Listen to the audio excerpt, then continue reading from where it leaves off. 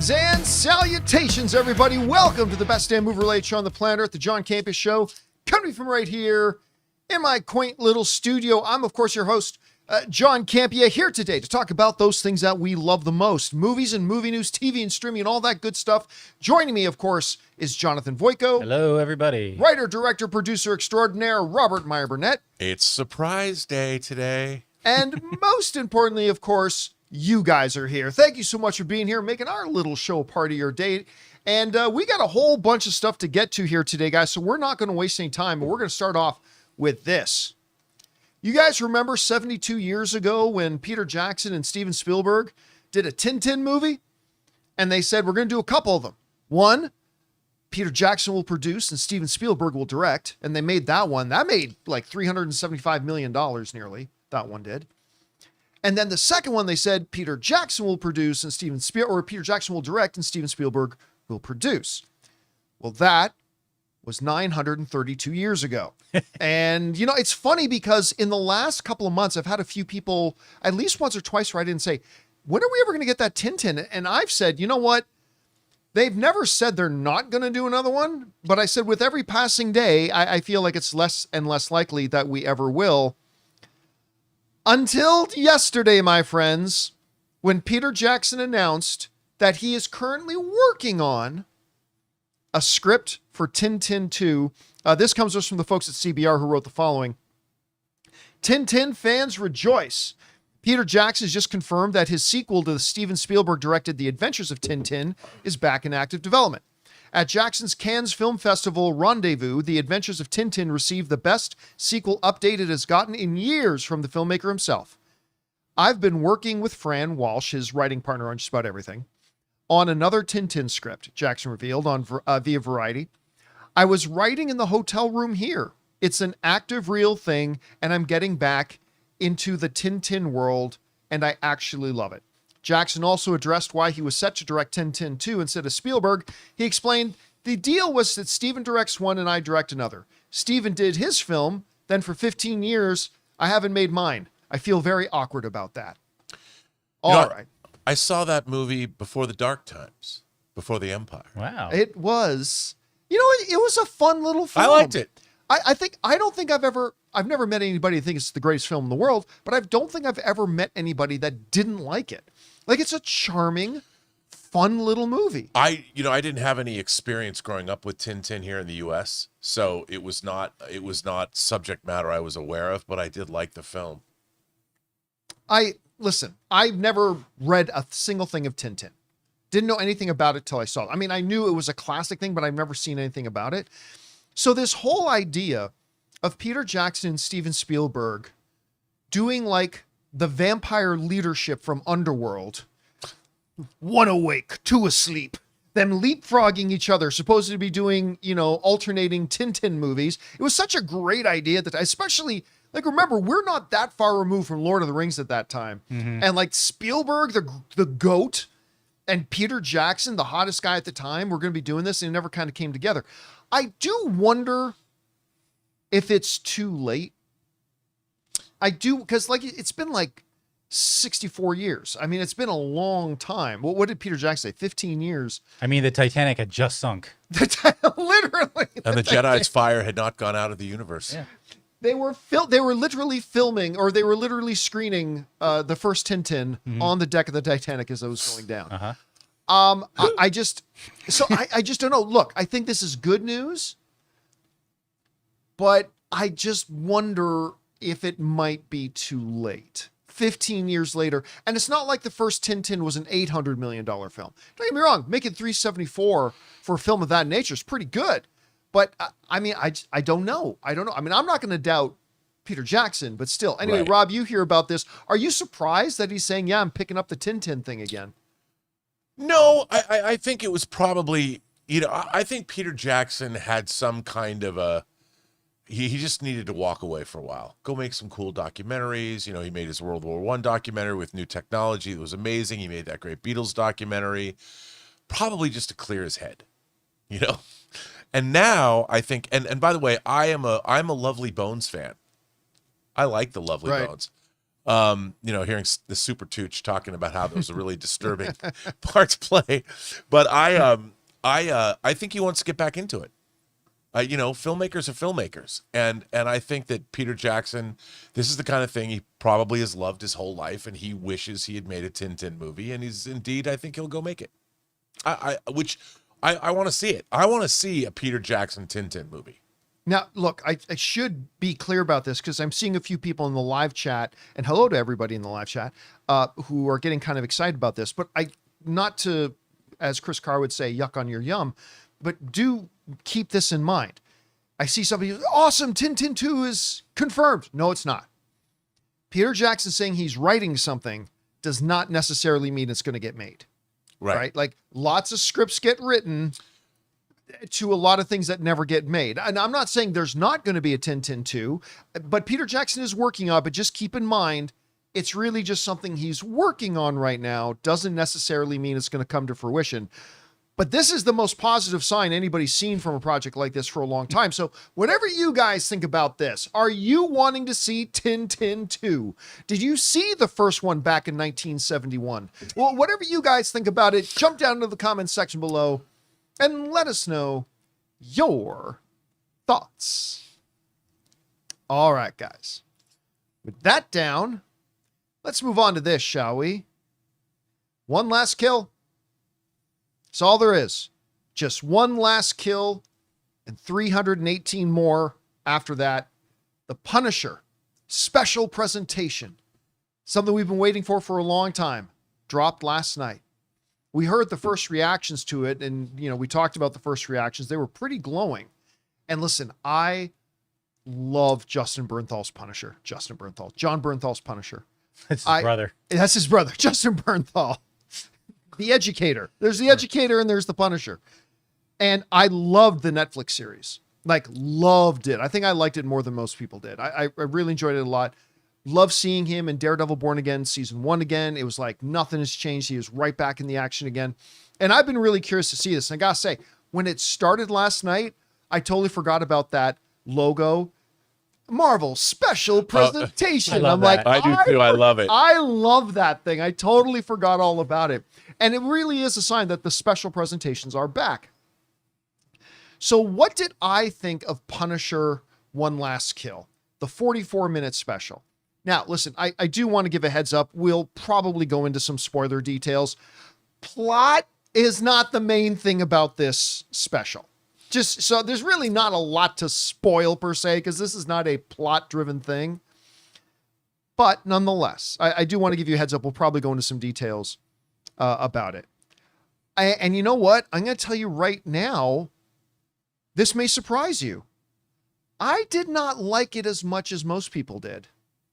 Because I think Punisher One Last Kill was a tale of two halves. There's the second half of the special, when the bass drops and the Punisher comes out to play. When that happens, the entire last 21 minutes of the special was a thing of artistic beauty. It was a symphony of violence. It was John Wick-ish in its beautiful choreography. Like, the battle and fight choreography was a thing of beauty. It was a truly exhilarating, wonderfully put together, wonderfully orchestrated action sequence that, like I said, lasted about 20 minutes. And I was eating up every bit, and one of the reactions, I didn't know what it meant at the time because I hadn't seen it yet, but one of the reactors says, "I'll never look at a pen again the same." I could imagine what they meant, but boy, were they right. Oh my God. It got to the point that I started feeling sorry for some of the people Frank was killing. Like, I really did. I was starting to feel like some empathy. It's like, come on, man, that's some guy's kid. That's some woman's kid. But at any rate, they started feeling a little bit of empathy. It was beautiful.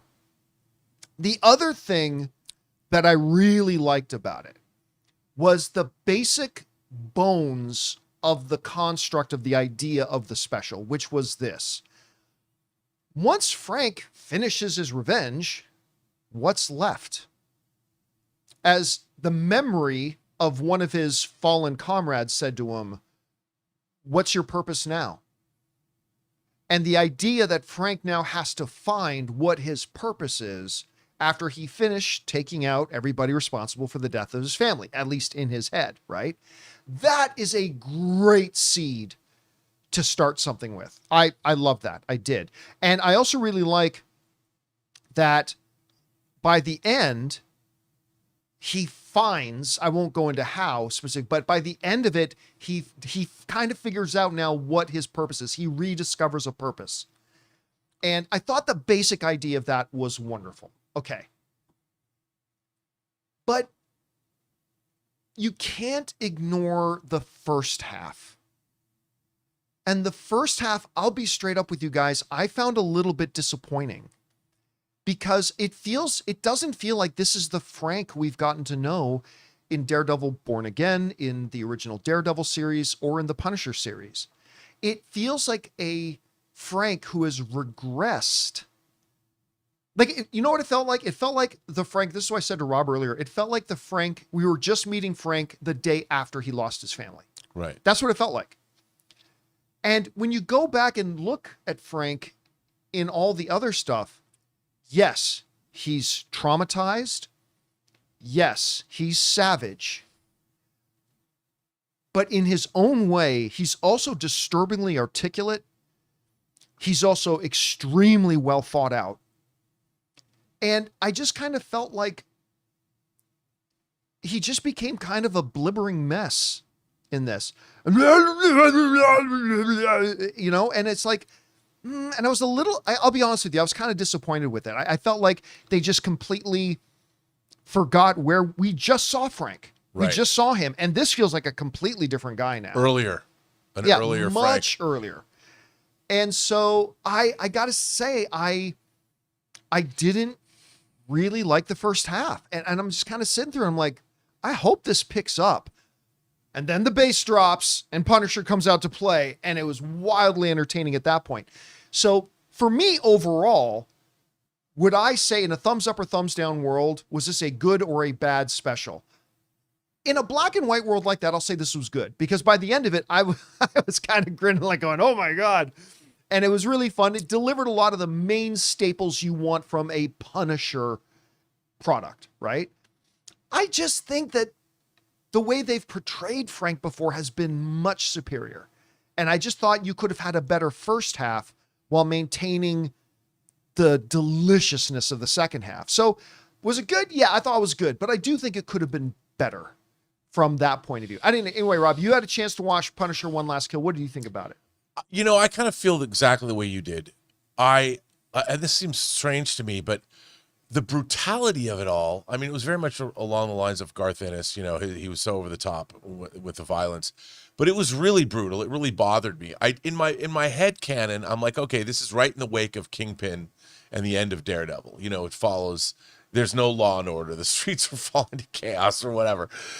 But like you said, I felt like this was a 45-minute long explanation of who Punisher is, you know, previously on the Punisher. So you know who and what Punisher is moving into, because we haven't seen Punisher on the big screen in the MCU, and we're going to see him in Spider-Man Brand New Day. So I think that probably serves a purpose for those people. But like you said, we already know everything that was going on. But I will say this. Barenthal was his acting. Going He's off a the deep end. phenomenal performer. It was the performance was incredible. By the way, I just saw Gary, the extra bonus episode of The Bear. Oh Yeah. yeah. And again, Bernthal's so good. Bernthal's, and I think part of the reason he wanted to do this was he wanted to go down, Decompress a little bit. go into those depths. I mean, and I do not fault him for that. So I really, and like you said, when the bass drops and the action goes all the rad.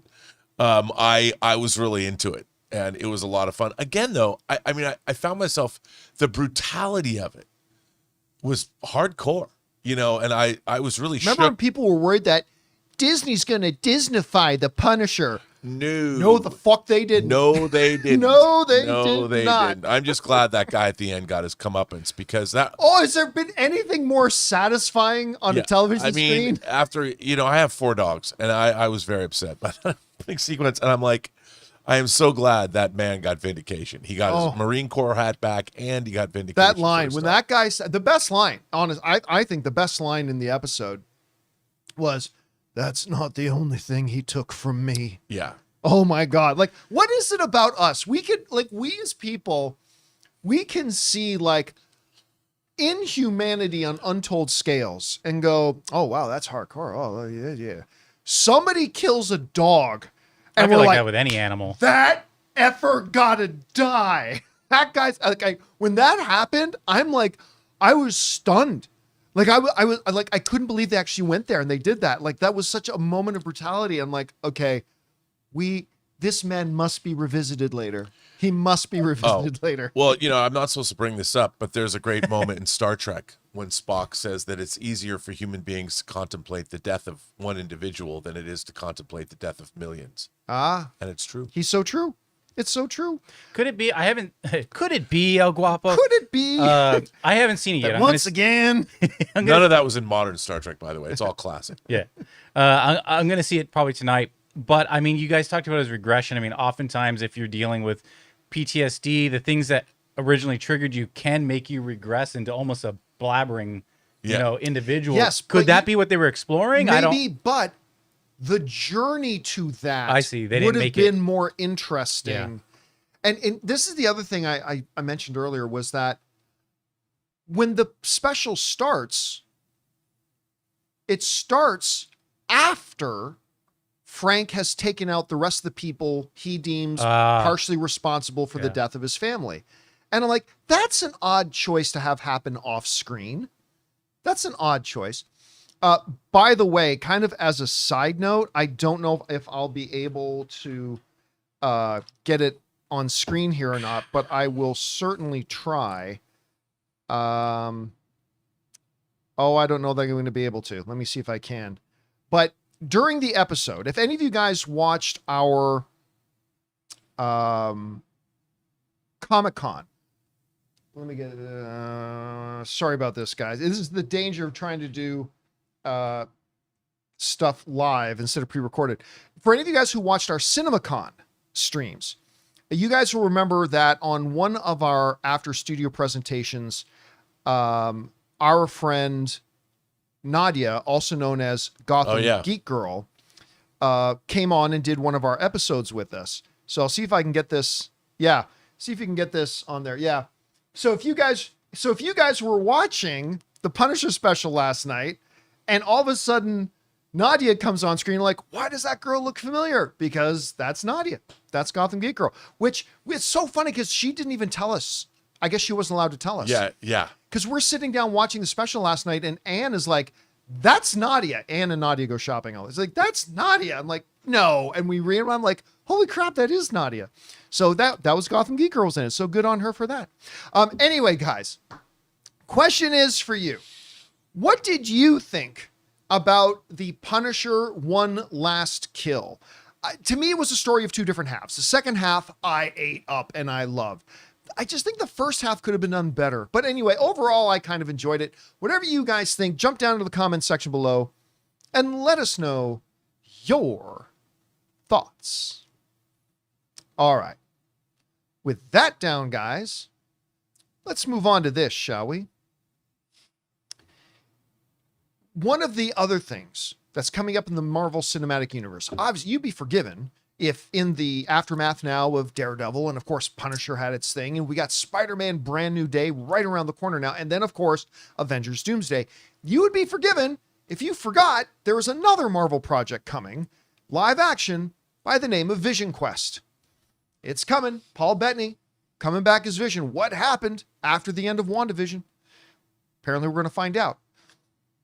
Well, at the Upfront event that's going on, they actually played a teaser for it. They have not released it publicly online, but we got two things about VisionQuest. Number one, we got a teaser, and number two, we got an actual release date. And the release date, I believe, is October 14th. which I believe is just like, what, 5 months away? Make June, July, August, September. Yeah, 5 months away.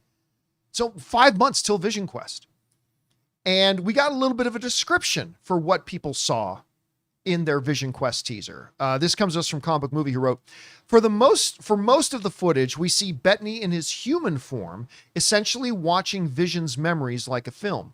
When we last saw him, he was the White Vision that we saw fly off at the end of WandaVision. He's been given his memories back, but without having lived them. So now he's trying to figure out his humanity once more, noting he has none of the emotions that the first Vision did. There to help him and taunt him is Ultron, once again voiced by James Spader, but Spader also appears in human physical form too. Tommy, his make-believe son from WandaVision, briefly appears in the footage, and Spader taunts Vision that it's a boy. So it doesn't sound like it was a long teaser, but Rob, this is the forgotten project. Like, whenever the discussions about Marvel and 2026 come up, mostly it's Spider-Man and Doomsday. Sometimes we remember Daredevil and the Punisher, but VisionQuest is the forgotten thing. What do you think about the sound of, the teaser that we got? What are you expecting? Where's your enthusiasm level like for VisionQuest? What do you think? Well, first of all, James Spader is one of my favorite actors, has been since, the 80s. His first team up with Robert Downey Jr. in 1985's Tough Turf is a seminal film that everybody should see. First of all, and second of all, Terry Matalas is the showrunner of this. Yes. And he previously was the showrunner of the 4-season TV adaptation of 12 Monkeys. That is one of the great television shows about time travel ever. And he teamed up with Todd Stashwick, who played Deacon in that, who comes back to play Paladin in VisionQuest. He also did the 3rd season of Star Trek Picard, that I also, of course, was a big proponent of and really, really liked. So I would suspect not only is Terry Matalas, I think, a great showrunner, but he does the most important thing that a showrunner can do, which is collaborate with other great writers. And he's using some of the same writers he's collaborated with previously. So I would imagine that this will probably be one of the most introspective and well-written of the Marvel shows, and also one of the great explorations of science fiction, dealing with, obviously, carrying forward themes of what he did with Data in season 3 of Picard, and obviously dealing with the idea of the identity for Vision. And he did actually tell me a little bit about the fact that he described it as like a father-son kind of a story between Ultron and Vision, which is appropriate. Yeah, and I love this idea, because I love the idea of Paul Bettany and James Spader in both human and their mechanical. You're gonna have Ultron and White Vision, and you'll have them both in sparring in human form. And knowing Terry, there's probably gonna be a lot of delicious little secrets that are going to be peppered throughout that probably honor Marvel history in ways that are unexpected.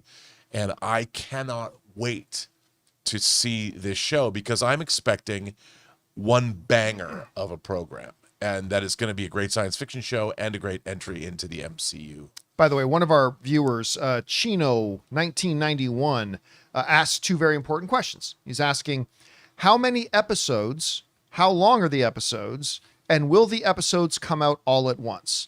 As far as how long the episodes are, I don't think they've given any indication yet as to how long the episodes are. I mean, I don't know, man. The thing about Disney Plus, they always disappoint us with the length of their episodes. There's 8 episodes, and I would bet they're on the longer side. Okay, so I was going to say, but I think we did get some indication about how many episodes. So 8 episodes.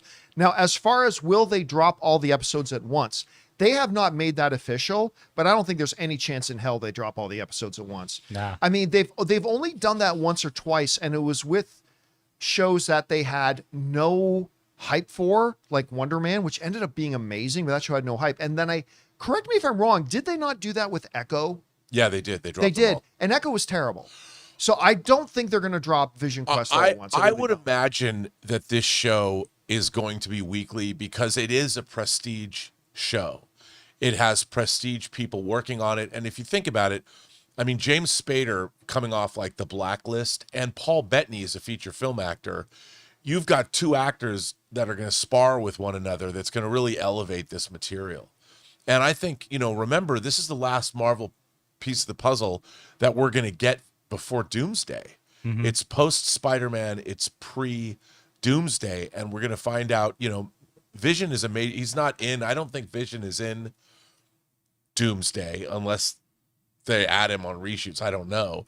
But I would imagine this is probably a pretty significant piece of the Marvel Cinematic Universe. And by the way, as a lifelong Ultron fan, F yeah. Bring back Ultron. I mean, He was so good as I Ultron. mean, in What If Infinity Ultron? Hell yeah. No.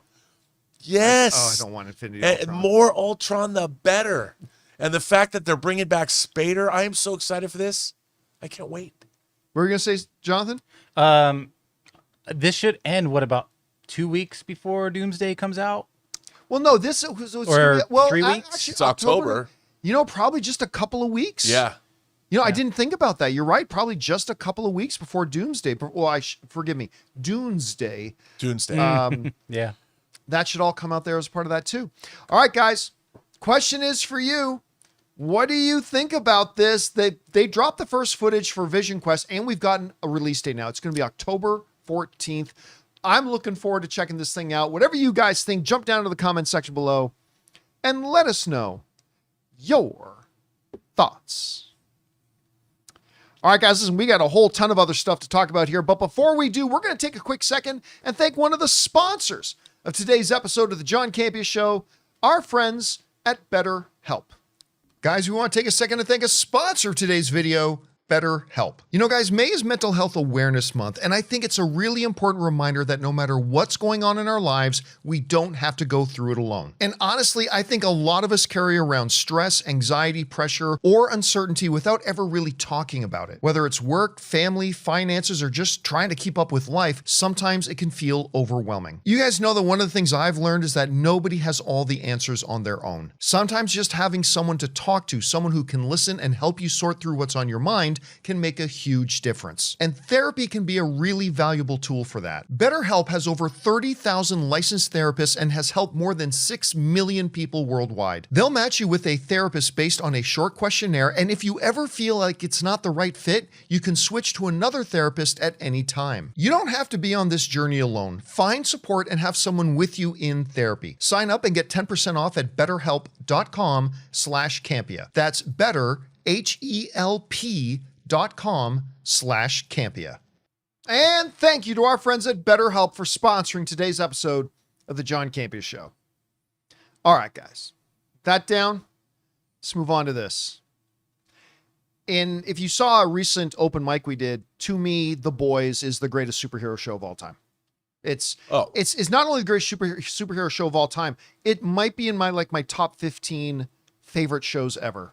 It just, to me, just keeps getting better and better and better. And of course, next week, we're going to be in a movie theater watching the finale with hundreds of other fans, which I'm really excited about. But this week, the second to last episode of The Boys dropped. And we're going to talk about it a little bit. But once again, I do want to I understand there's probably going to be a bunch of you that have not had a chance to see the episode yet. But I don't know how to talk about this show without revealing anything that happens in it. So I am going to give you a little bit of a warning and a bit of a heads up. We will go into some details, some specific spoilery details about this thing, although we'll try to keep it relatively short. I was watching this episode early this morning. I got up particularly early to make sure I could watch it. And something happened for the first time in my life. By the end of the episode, I realized, oh my God, I'm crying. I have never had a television show make me cry, not once. Not even the MASH finale. Not even the MASH finale. I was too young. Goodbye. I have never had tears start to come out of my eyes watching a narrative TV show. It's never happened. But by the end, when Frenchie says, no, Moncoeur, you saved me. I didn't even notice until after he did that. I realized I did a little sniffle, and then I realized, oh my God, there's tears coming out of my eyes. Water is leaking from her And eyes. I have to keep reminding myself that they wrote this damn season 2 years ago, before the last presidential election, before Donald Trump started erecting gold statues of himself, like the likened unto the golden calf idolatry of the Old Testament, and before he started putting out pictures of himself as a divine figure, and like watching all this Homelander stuff, because your first thought is, oh, they're writing this in response to what's going on. But wait a minute, no, they actually wrote this in 2024. Like it's kind of crazy to me, but I can't believe the journey we've been on. And, you know, I said this to Rob before we started the show today. I have two thoughts about the second to last episode. Thought number one, this felt like there's still 4 or 5 episodes to go. It really did. It feels like there's 4 or 5 episodes left to go. It doesn't feel like next week is the last episode. So that's kind of like the one thing that came to my mind. But the second thing that came to my mind was that when you look at Homelander, who is the driving engine of the story, once we see Homelander in this episode, there is nowhere left to go. Like this, it's his madness, his delusion, his cruelty, his all that. It's come to the end of the line now. Like when we're at the point where he's just taking out who he takes out, when he dissolves the whatever, when he illegalizes this and that, like once we get to that point and he's just proclaimed himself as God, there's nothing left to do. It's time to either just say he wins or he loses. It's at that point. So like on the one hand, it felt like there were still like 4 episodes to go, but on the other hand, it's like we are at, you could feel it. We're at the end of the road for Homelander, which is perfect. And again, I just cannot believe how emotionally messed up I got like watching this episode. And listen, the other thing too is I've never liked Sister Sage more than I did in this episode. Like there was something incredibly, I don't know, man. I loved it. And there's this speech Frenchie gives at one point when he talks about love and what it means and what it does to you. And I just thought it was, the scripting of that I thought was a work of art. And, you know, I've had shows, even recently, Rob, I've had shows that I really love, like say Peacemaker. Like I love Peacemaker and I really enjoyed season 2, but man, that finale disappointed me. I still love the season, but I just gotta be honest, by the end of it, the final episode I thought was pretty disappointing. And as I've been heading into the last couple of episodes of The Boys, I'm like, okay, I've been loving this season, but it's hard to stick a landing. I don't know if there's anything more difficult in all of entertainment than to take a reasonably long running show. I think anything over 3 seasons today is considered reasonably long. I don't know if there's anything more difficult in entertainment than take a reasonably long series and button it up perfectly at the end. Because we've seen some of the greatest shows of all time not be able to do that. And so I've been kind of expecting to Peacemaker this. Like, okay, it's been a great show, but they won't kind of figure out a way to button it. And look, I don't know what's going to happen next week. But we just had the second to last episode. And I was moved. And I was outraged. And it made me feel. And I loved it. I told you, again, this thing may Peacemaker me at the last episode. Maybe I'll walk out of the last episode like I did walk out of the last episode of Peacemaker and going, okay, it was a great season, whatever. And they didn't nail the landing, whatever. Maybe that'll happen. But as far as this, I always mispronounce Penultimate. The penultimate episode completely satisfied me. And I just can't wait to see how they finish this thing. Anyway, Rob, you had a chance to watch the final episode or the second to last episode of The Boys. How did you feel about it? I felt like you did. I mean, you know, there are certain characters that are probably the most grounded and human in this show. And I think that that's maybe why I didn't cry, but I was moved. You know, and it's been really interesting to see. I think this season has been, I mean, obviously they know they're ending the show, even though they've got the prequel series coming. But I think they've done an outstanding job writing this season. And every episode has built on the last, and it is an incredibly satisfying. I mean, what do you want from entertainment? You want to be satisfied.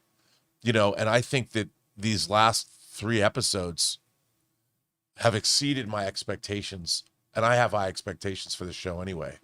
But I don't want to, I don't want to spoil anything. But like you said, the newer characters that they've added, like Sister Sage is a latecomer to the show. Love her, love the actress that plays her. And I think that they're doing I can't imagine they could have ever made, they could have made a better season than what they're doing now. Because every episode, man, has this emotional content that is unexpected.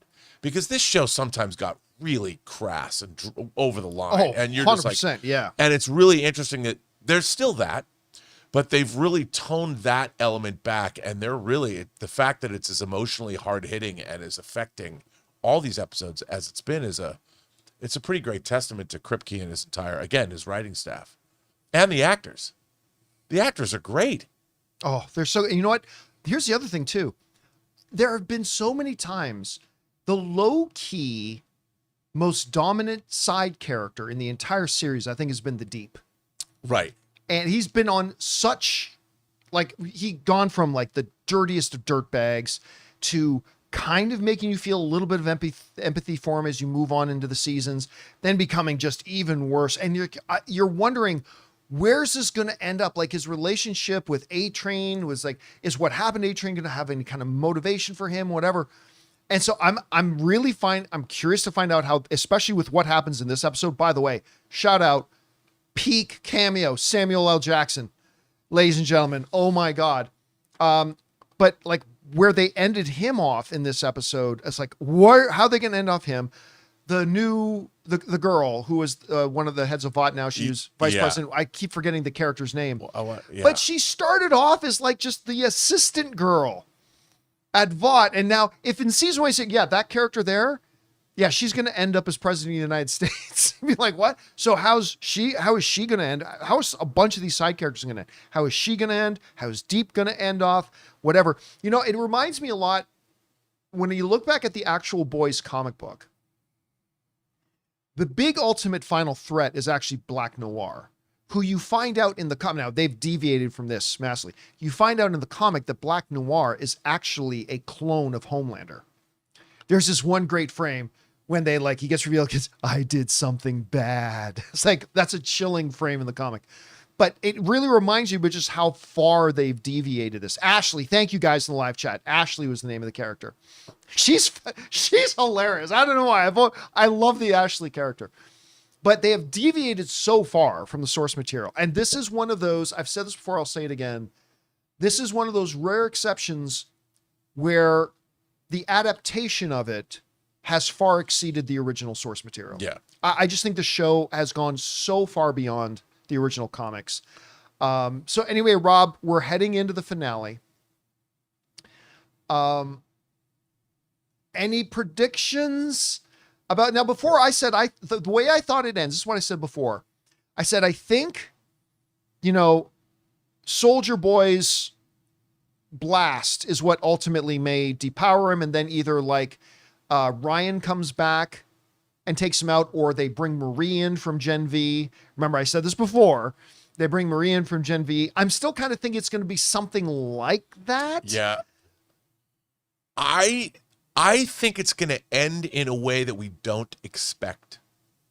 I think something's going to happen. Everyone's been looking, is it the Gen V girl, with the blood and this and that. And I think they're going to do something and they're going to pull the wool out from under us, or pull the rug out from under us. Now, what is that going to be? I don't know. Because this show at its best, it's we're all inevitably thinking that this is going to end with the demise of Homelander that's going to be brought about by characters. That's the only way it'll satisfy. But knowing this show, it probably will be that way. Somebody will, maybe, somebody will, but it could go a different way. I don't know what that way is, but I'm kind of hoping it does. I kind of hope this show ends with me with my jaw on the floor. Yeah, I got a feeling it will. I have a feeling it will one way, but I'm also kind of torn as to who's the final shot. Look, narratively, it's most appropriate that it has to be Butcher. This whole thing is been about him and Butcher. Yeah. But then you can make an argument when you look at what the storyline that Gen V set up and we find out about the origins of Marie, that makes sense.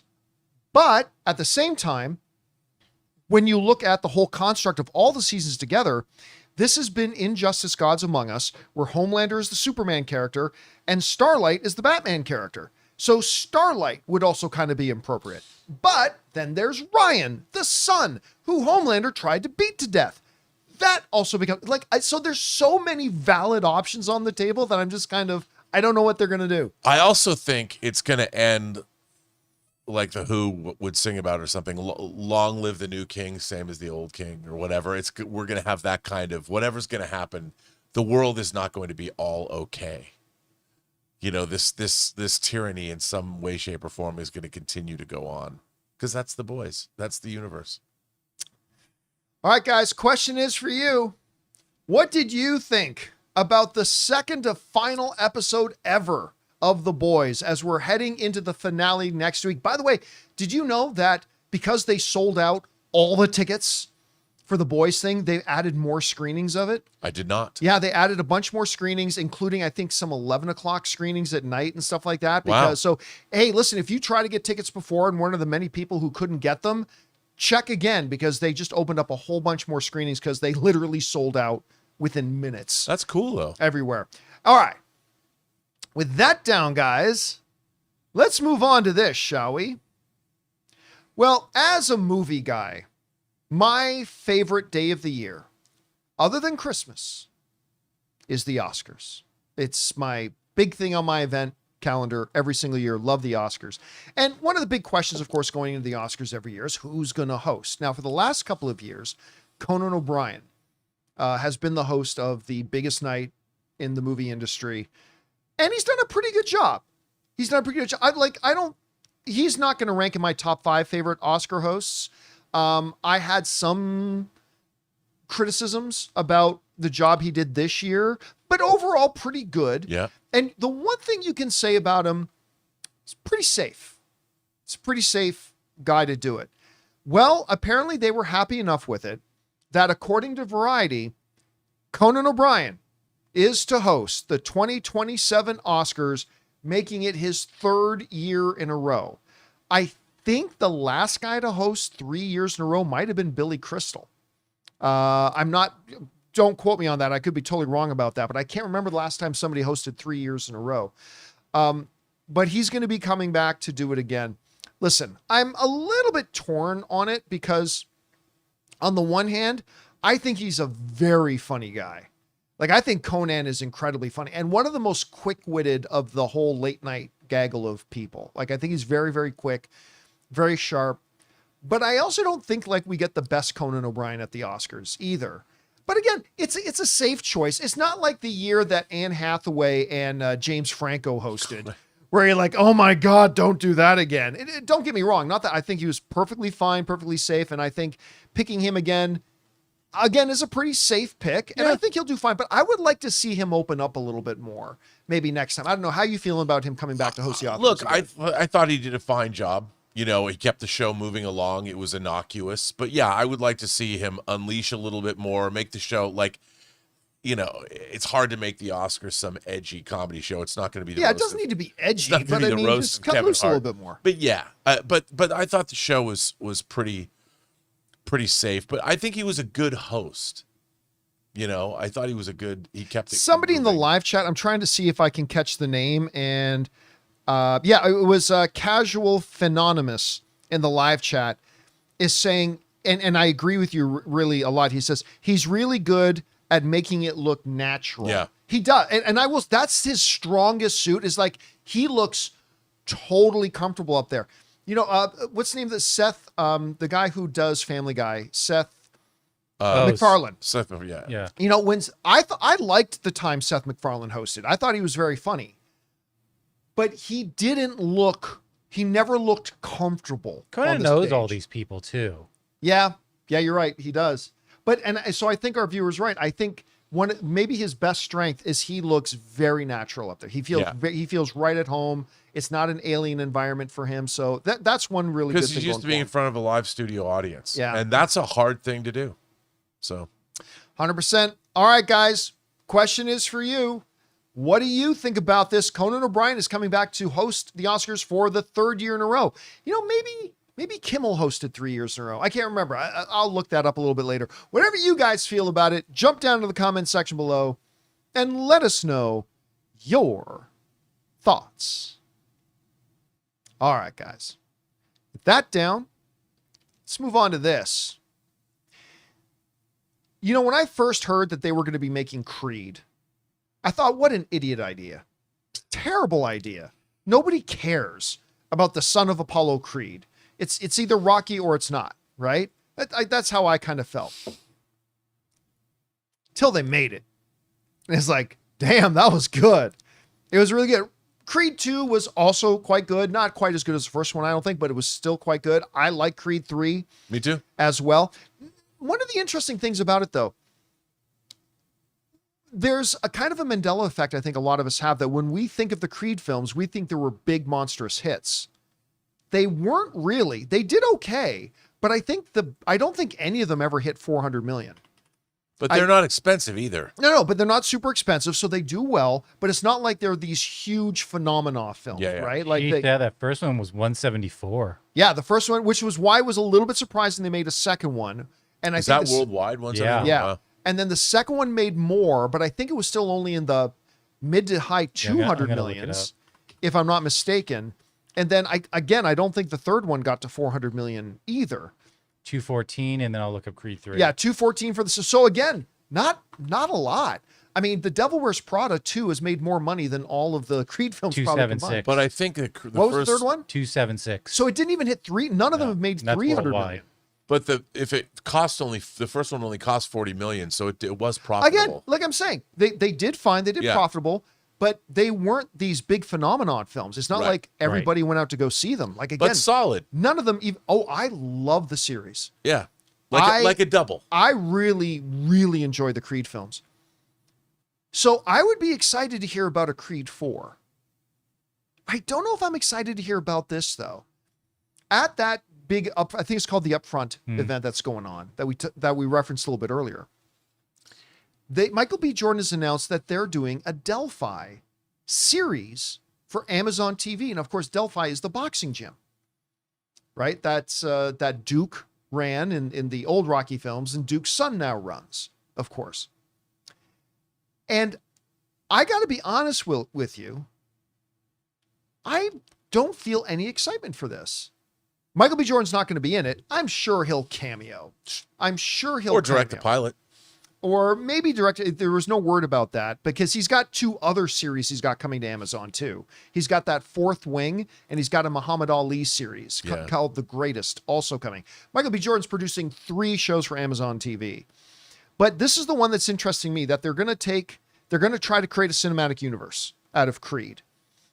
And again, for a film series where, once again, none of the films have even made $250 million.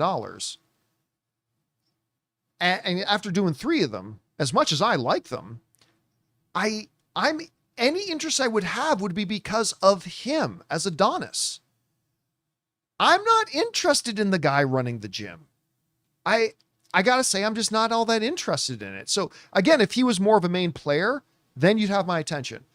Other than that, a film franchise that never got a big audience. I was one of them, but not many other people did. And it's not going to have your main guy. I'm just listen, I'll definitely give it a shot because it's Michael B. Jordan, but I'd be lying if I said I had any enthusiasm for this. I don't know, Rob, you hear about this good idea, bad idea? What do you think? Well, as a show, I could see you're going to delve into the lives of the people that train at that gym. And I can see there's being a pretty diverse, and when I say diverse, I mean different kinds of characters, in the sense that you might even have like some, middle-aged guy who has a corporate job who fights. Then you're going to have young people from the wrong side of the tracks. You might have, and I could see it being a really interesting ensemble show that's going to examine life in the inner city the same way that, say, The Wire examined the life of the inner city through the police officers, because each season they first looked at the drug dealers and they looked at the unions on the dock, and that was the genius of The Wire. And this show can do the same thing. It'll probably take the temperature of America through the lens of this gym, because many different people come to gyms to do different things. But then you've got the fighting, and there'll probably be rivalries, and they'll be settled in the ring and things like that. And then you're going to deal with their lives. Somebody's going to be a single dad, and someone's going to, be involved in crime. And how much you want to bet one of them's going to be a YouTube influencer?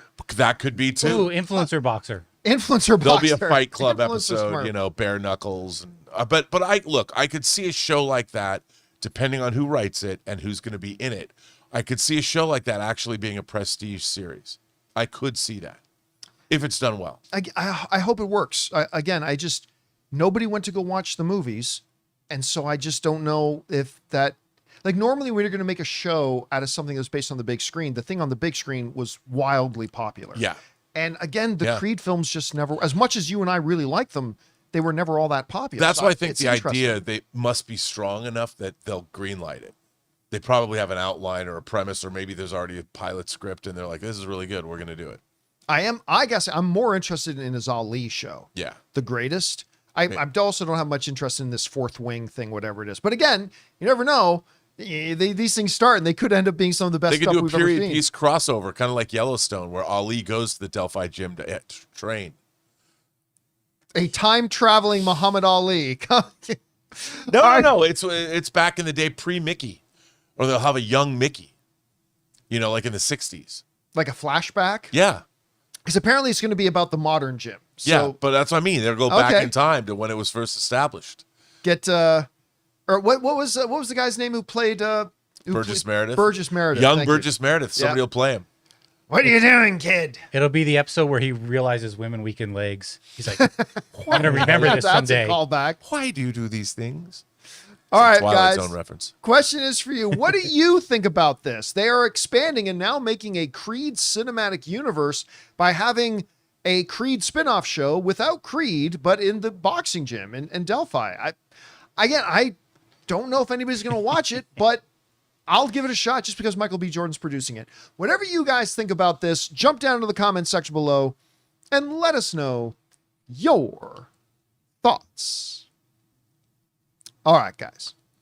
With that down, we still got to talk about, with Mandalorian coming out next week, is now the time that we are going to get that Avengers Doomsday trailer drop. We're going to discuss that in just a second, but before we do, we're going to take another second to thank the last sponsor of today's episode of the John Campea Show, our friends at Hims. Guys, we want to take a second and thank a sponsor of today's video, Hims. One of the hardest things about trying to lose weight is just figuring out what actually works. Because we've seen them all. There are a million trends, diets, and gimmicks out there, and honestly, it can get overwhelming. And that's why weight loss by Hims really stands out. Hims now offers access to an affordable range of FDA-approved GLP-1 medications, including the Wegovy pill at its lowest price ever, and the Wegovy pen. With Wegovy at Hims, lose up to 20% or more of your body weight when combined with diet and exercise. It helps you regulate your appetite and eat less, so success is within reach. Plus, Wegovy is the first ever and only GLP-1 available in a pill for weight loss, so there are no needles needed. And the process is extremely convenient. Everything happens online. You connect with a licensed provider who determines if treatment is right for you, and if prescribed, your medication gets delivered right to your door. No insurance necessary. Ready to reach your goals? Visit hims.com/Campea to get a personalized, affordable plan that gets you. That's HIMS.com/Campea.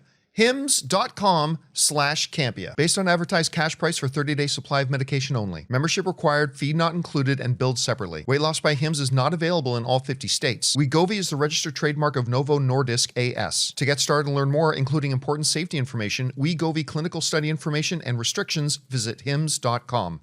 And thank you to our friends at Hims for sponsoring today's episode of the John Campea Show. All right, guys. That down. Let's move on to this. Listen, you can argue this all you want, but the biggest film of the year is going to be Avengers Doomsday. I mean, some people think Odyssey might be bigger. Some people think Spider-Man might be bigger. Sorry to tell you, it's going to be Avengers Doomsday. It's going to be the biggest film of the year. So clearly that's the one that gets a lot of attention. Now, weeks ago, they showed us the trailer for Avengers Doomsday, at least the first trailer for Avengers Doomsday at CinemaCon. They actually showed it twice. They liked it so much, they said, let's play it again. And they played it twice, and we really liked it. Wasn't as good as the stuff that they showed us from Dune 3, but it was a really good trailer. Pretty solid. I had a good time with it. My expectation, though, was, as happens often at CinemaCon, is when they reveal a trailer, they'll often then drop it online later that night. They didn't do that this year. I was really kind of surprised by that.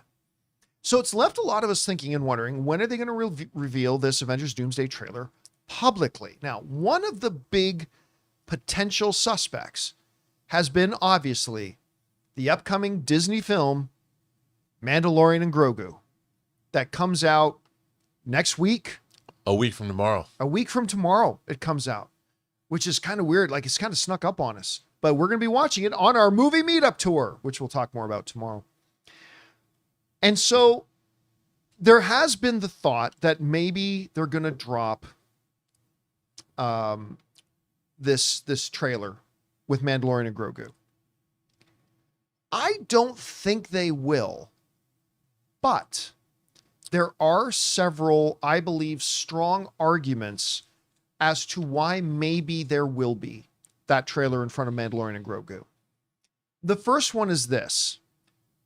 I know, funny how the way time works, but we are now closer to Avengers Doomsday than we've ever been, right? We are now getting closer to Avengers Doomsday. And by next week, we are, I think, within the 7 months. Where did June, July, August, September, October, November, December. 7 months. And that is kind of like, I believe, not ideal, but at least acceptable outer range limits of how far in advance you start marketing a big major blockbuster. So you're kind of getting within that window a little bit. Again, I don't think they will, but you're kind of getting in that window. But I think the second and biggest argument to be made that they're going to publicly release, at least in front of Mandalorian and Grogu, this Doomsday trailer, is the fact that as of right now, Mandalorian and Grogu is tracking to be the lowest opening weekend of any Star Wars film in the Disney era. It's real close with Solo, a Star Wars story. Now, it may come out ahead of Solo, a Star Wars story, or it may not. It's riding that fence a little bit. And so if you're Disney, who owns both Marvel and Lucasfilm, your thinking would clearly be, hey, 3 days before the movie comes out, 4 days before the movie comes out, leak it to Matt Bellani or Variety or The Ankler or some entertainment outlet that they are going to be exclusively playing the Avengers Doomsday trailer in front of Mandalorian and Grogu. Now, will that turn Mandalorian and Grogu from a $85 million opening weekend to $150 million opening weekend? No, absolutely not. But could it turn an $85 million opening weekend to a $98 million opening weekend? Yeah, it could. I mean, it could also just take a lot of people who are thinking, I'll see Mandalorian and Grogu, but I don't feel any rush, to, oh, they're going to be playing the Doomsday trailer in front of it. Okay, maybe we go this weekend. You know, that sort of thing. So the third argument, so I'd say the first argument is we are getting closer and closer to when it's coming out. The second argument is it would probably benefit Mandalorian and Grogu, which would be in their best interests. The third argument is that what's the next opportune time to drop the Doomsday trailer? I would contend not really till July. Yep. And do they actually want to wait? Well, of course, we've got Comic-Con. Do you really want to wait till July to drop that trailer? I don't think they're going to wait that long. I actually thought there was a possibility it would have been dropped online by now. So, again, I do not think, just to be clear, I don't think they're going to drop this trailer with Mandalorian and Grogu. But there are three valid arguments to believe there is. One, we are getting close enough. Two, it would help Mandalorian and Grogu. And three, the next big opportunity to drop it. I mean, they could drop it in the middle of the night on a Tuesday if they wanted, but if they're looking for like a marquee eventize the dropping of the trailer, the next really big opportunity isn't really until July.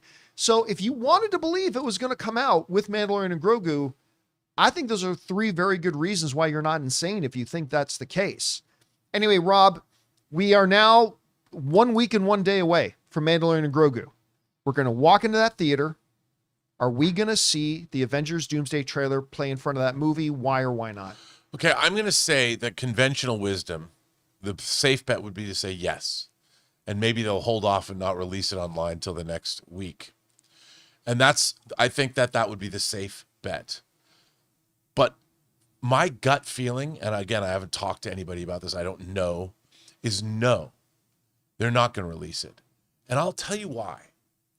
I don't think that when they release a trailer or a teaser, call it whatever it is going to be, I don't think it's going to be exactly the same as what we saw at CinemaCon. Because I think what we saw at CinemaCon wasn't as good as it should have been. It was fine.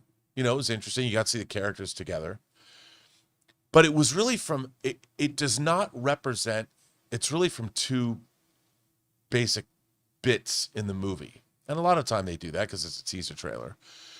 But it doesn't represent, at least for me, it didn't represent the scope. And a trailer doesn't have to represent an entire movie. But this movie has so much riding on it for the studio, for the MCU, that this, and if they wanted to get in front of everybody doing, how many times have people tried to pass off AI slop as, no, this is a real trailer leak because they've had reports about the whole trailer. So it's not special anymore.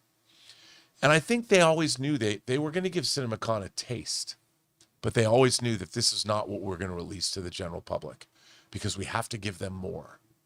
And I think that there's probably, since we've seen it, it's been a month almost. I think we're going to get a trailer that's bigger and more. It's going to have more bang for the buck than even what we saw because they got one chance to give a first impression. And they want this thing to be incredible. And I thought the trailer was good, but there's a lot more they could do with it. Well, yeah, but I mean, okay, so I disagree with you about this because I know. I think, remember, you and I are both, we looked at that trailer from perspective of we know all the major events that happen in the movie. Yes. Everybody else doesn't, right? Right.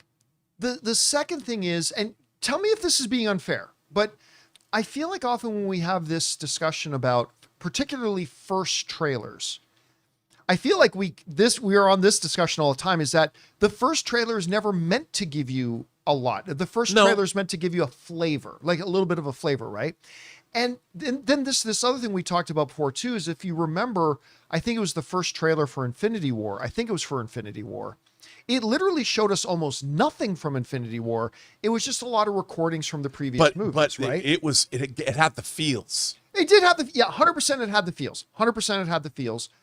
But so for that reason more, do I think we are going to get the exact second by second trailer that we saw at CinemaCon? I think they also used us at CinemaCon a little bit as a test. I do too. But I think, generally speaking, it will be the same trailer. Like, I think there's going to be maybe 1 or 2 little additions in there. They might move a few seconds around here and there, but I think for the most part, it's just still going to be the same trailer. Because I actually thought it was a quite effective trailer. Personally. Here's what I thought about the trailer that I was missing. Most of it took place in rooms. The trailer for me was small. Even as a trailer, there are things in this movie that I still have no conception of what it's going to look like to see on screen. And what this film needed, because remember the way it ended, as was reported, it ends with 2 guys facing each other. It didn't have that twister cow flying into the screen, and I thought the trailer it did not convey the scope of this movie. It was fine. You got to see the characters, but it's like, ooh, look, this person meets this person, and this person meets this person.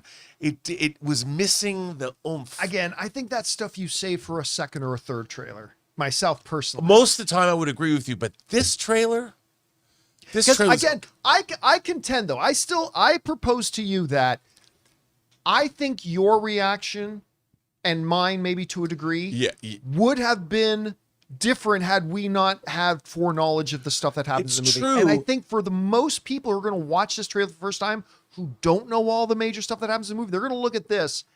And my prediction is the audience is going to be wowed by this trailer. Yeah, I think they will be. I just think even if you limited to yourself and you said, okay, if this movie's indeed 3 hours long, which wouldn't surprise me, you could limit yourself to the first 30 minutes and say, we're not going to like Spielberg said about Disclosure Day. You're not going to get any of Act 3 and any of the materials in this movie, which is great. You could limit yourself to the first 30 minutes of Doomsday and blow people away. And this trailer was fine. But there's a lot more in those first 30 minutes they could have just alluded to. One shot in particular, I don't even know if it's going to be one shot, but there's one thing I'm surprised that they didn't. Of course, because it might not be done yet, but I don't know. I mean, I just think, and you know, I'm a glutton. I want to see more.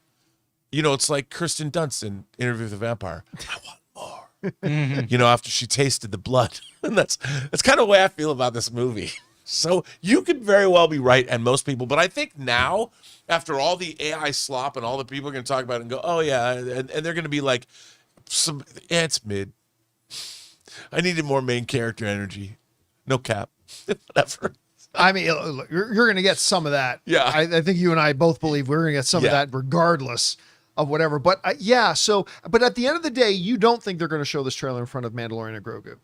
I don't think so. Yeah, I don't think so either. I think there are some if you are somebody who believes that they will, I don't think you're crazy. There are some very valid reasons to think so. I'm just coming down on the side that I don't think they will, but I won't. But let me put it this way. I won't be shocked if we're sitting in front of Mando, which I'm going to see it for the first time in Las Vegas. I'll be in Las Vegas next Thursday, and I'm going to see it there, and I will not be surprised at all if we're sitting there. And even though I'm not expecting you to be there, if all of a sudden that Doomsday trailer comes up, I'm not going to fall out of my chair. Do you know, I have to tell you, to me also, this is the first time I felt this in history.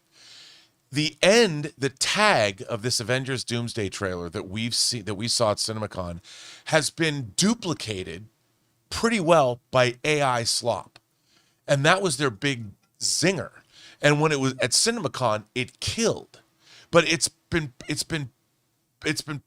all over the internet in that AI version. It's not as good, and why the Mjolnir floats way too slowly in that AI version.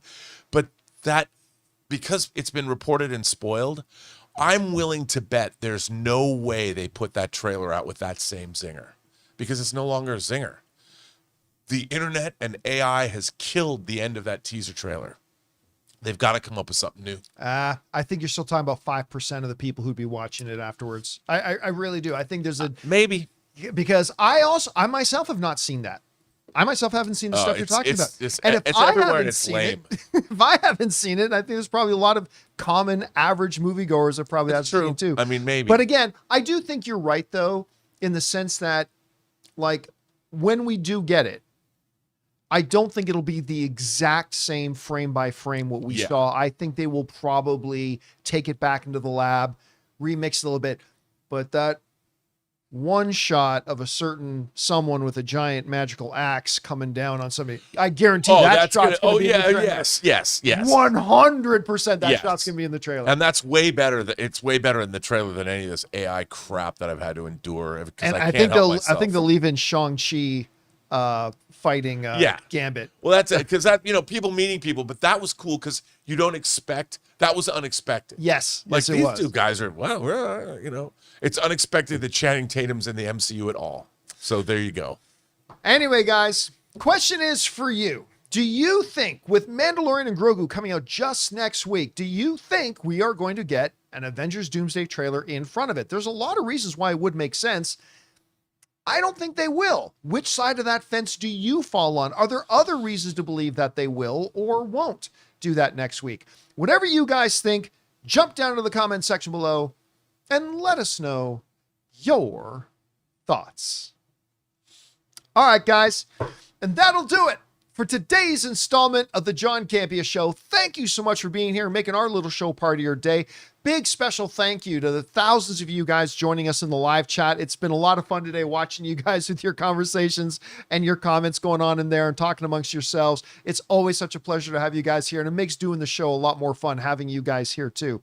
Of course, big thanks to our technical producer, Mr. Jonathan Voico. See you guys later. Writer, director, producer, Robert Meyer Burnett. See you tomorrow.